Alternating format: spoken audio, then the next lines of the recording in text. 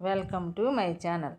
ఈరోజు మనము బనగానపల్లిలో ధరిమిరెడ్డి అచ్చమ్మ గారికి బ్రహ్మంగారు బోధించిన కాలజ్ఞానంలోని కొన్ని వాక్యాల గురించి తెలుసుకుందాం.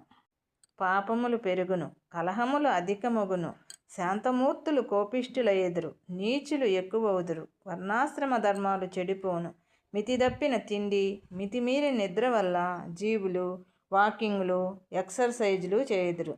ధర్మదేవత భూలోకమందులి పుణ్యస్థలముల్లో మాత్రమే తిరుగాడుచుండును. తండ్రి కొడుకులు కలహించుకుందురు, పాడి పంటలు పెరుగును, వావి వరసలు చెడును, కులధర్మాలు అడుగంటును, జాతి సంకరము కలుగును, కలహముచే ఒకరినొకరు కొట్టుకొని చత్తురు.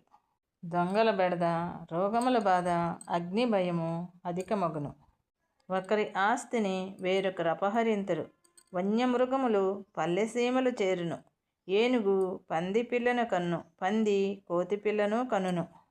Thanks for watching.